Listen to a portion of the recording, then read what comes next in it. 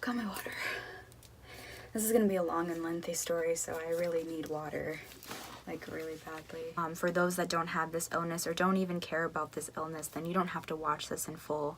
This is mainly for those who are looking to see what other people were having, what symptoms, and that's why I'm doing this video. Yeah, I wanted to kind of discuss a Diagnose story of how I was diagnosed with Lyme disease. You'll have those like weird stories where it's like a very easy finding of their Lyme disease. I am not one of those 30% of people who get that diagnosis right off the bat.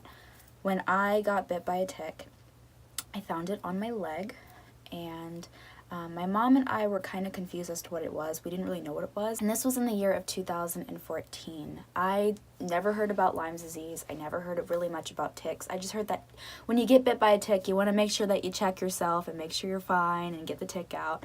That's what I've heard. I never heard that you could actually get a really bad illness from getting bit by a tick. My tick was found in the East Coast. I got bit by a deer tick.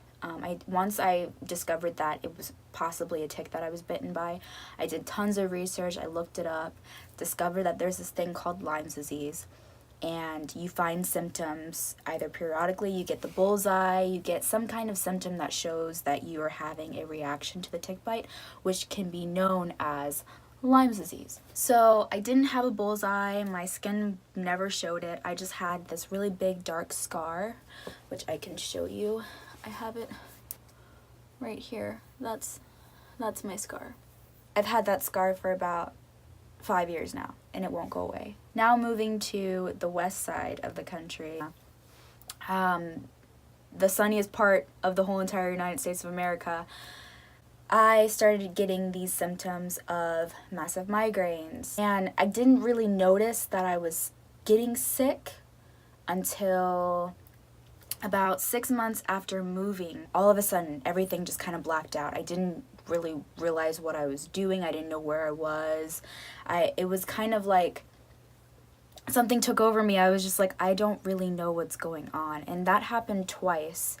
And my headaches started getting worse, so I was thinking, you know what, I probably should go to a doctor, get this checked out, and figure out what's going on with me, because that's never happened to me ever before. It started off with a primary care physician. I showed them my tick bite, and he said, oh no, no. There's no way that you have Lyme disease. If you didn't have the bullseye, you definitely don't have Lyme disease. That was the first doctor that I saw. I got simple blood test.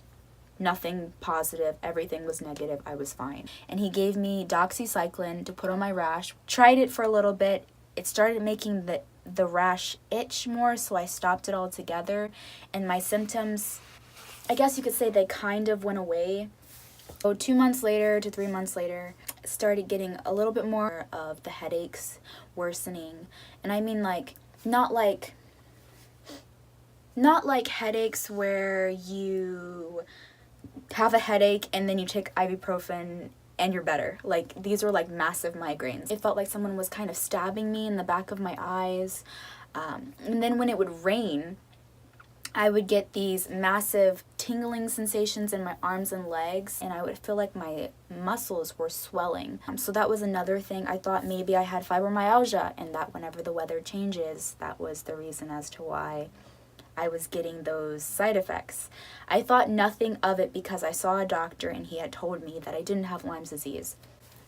So because the headaches started getting worse, I decided to go to see a neurologist.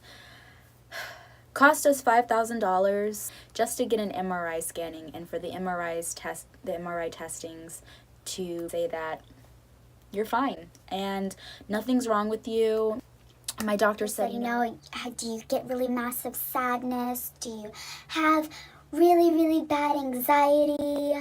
I knew I didn't have that. I knew that wherever this sadness was coming from was because I wasn't feeling good. Nothing of me when I returned from Virginia felt like I was myself. I felt sick. So she gave me so many different medications.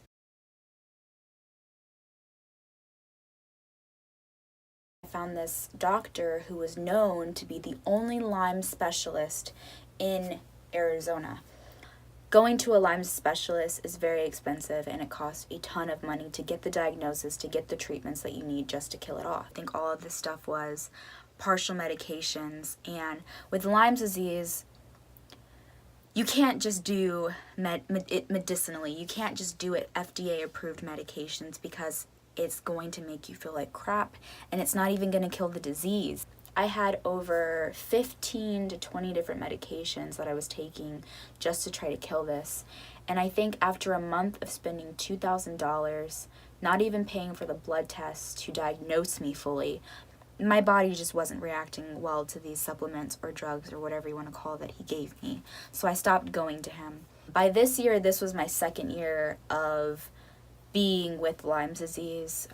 It was just horrible. And so I never got diagnosed by this doctor, and to be honest, my memory is so bad now. I remember why I stopped going to him, but I forgot like what happened and how I stopped going to him. I continued with my Lyme disease, and that was 2 years going into this.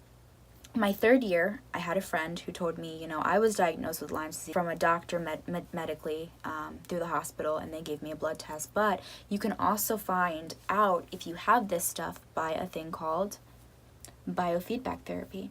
And I was like, you know what?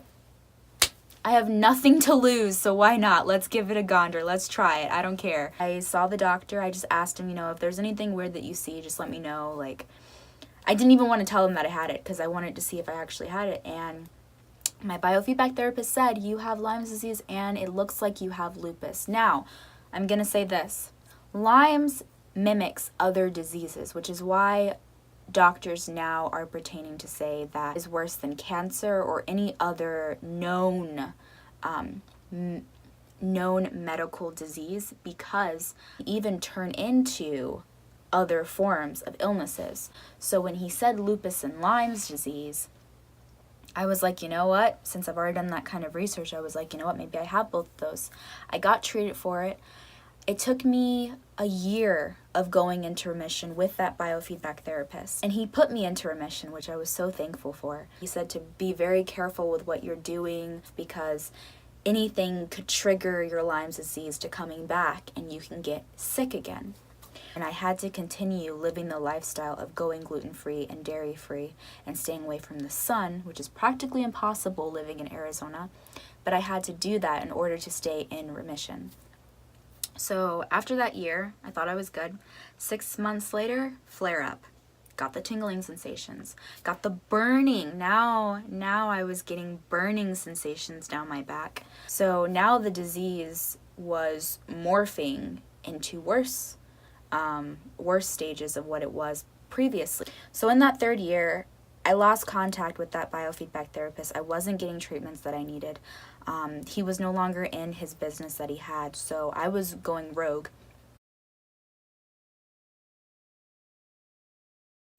Another year goes by. I'm married now. My husband's like, no, we can't go through this another year the way that I was going, because at that point I wasn't bedridden, but when I have really bad headaches, it morphs into severe head pressure and neck pain, like down that bone near your neck. You get that really like someone's trying to break your bones kind of feeling. And you get it all down your spine. I couldn't get out of bed. Massive pain. It would hurt to hug me. I would be ending up crying in the middle of the night because my headaches were just so severe. By that time, I had another biofeedback therapist that was helping me, but it wasn't working. It was as if my body kind of got immune to it. He was like, you know what, we can't deal with this anymore. So he looked up. It took him literally 2 minutes to find another Lyme specialist. They had to do a saliva test, poop samples, blood samples. I got over 25 different vials drawn out of my right arm because they needed to do all these different testings. And I got my diagnosis. I got diagnosed to have Babesia bartonella, and it is one of the little... Lyme disease is not just known as Lyme disease. You have all these different classes of Lyme disease. That's why it's so hard to diagnose and so hard to find, and that's why a lot of people say that Lyme disease is way worse than any other disease. It has so many different classes. If you do the wrong test, you're not going to find Lyme disease. So I have all of that, and it's just a hot freaking mess. I was happy because I had prayed for this for a while just to get a diagnosis that I had Lyme disease. So now I have this big stack of paperwork that says that I have it. So I can go to any doctor now and tell them, I have this. You need to treat me for it. And so that's one of the positive things about it. And so I started getting into medicinal stuff like CBD and other things, and CBD has been helping massively, and I can even go into another video about CBD and how it works and the benefits on this channel. But I ran into a doctor who is very known with working with CBD, other forms of medications, and et cetera, and she's just so amazing. And she's the one who is now my doctor, who is helping me to get to where I need to be. And she has fully been convinced that she can get me into remission. So that is where I am in this little health battle journey that I am right now. It took me 5, basically 6 years to be where I am today, and I'm still in massive pain. I'm still dealing with the pain and the depression, because when you're sick, it's so horrible. My anxiety has gotten way worse than it was 4 years ago, and I'm just dealing with all of the stuff that Lyme disease causes. But I wanted to do this diagnosis video because I feel like it can bring awareness to those who might be having these similar symptoms that I have. And it can help them to take charge of what's going on with you. Do not let a degree, do not let a doctor, do not let anybody tell you that you are not sick and that nothing's wrong with you when you know yourself better than anybody else does, and you know that you are sick. Please don't let that affect you and motivate you to stop figuring out what's wrong with you. If I didn't take this journey that I had right now today, I would not have found my diagnosis. I would not have found this amazing doctor that I'm with right now. And I'm just so thankful that I was able to find her in a before the summer, because now it's getting hotter and it's just a horrible time when it's the summertime. I have worse symptoms, and I'm noticing that every year I have something new that makes me feel even worse. So it's a constant battle. I'm now starting on a new health regimen, so I'm going to be starting my supplements and vitamins and everything hopefully soon, and I'm just starting off with my dietary right now. And I'm still taking CBD and other forms of medications to help out with the pain. And maybe I can go into that in another video, possibly, if you guys want to see that. But yeah, I hope that this video kind of gave you a little bit more of awareness of how serious Lyme disease is. I feel like when people hear about Lyme disease, they don't take it seriously. They're just like, oh yeah, she has Lyme disease, but she's not going to die from it. I just hate when people undermine their illnesses. Do not undermine anyone's illnesses. Please don't. But anyway, I hope you guys enjoyed this video. I'm sorry that it was a long and lengthy topic, and I will see you guys in the next one. Bye.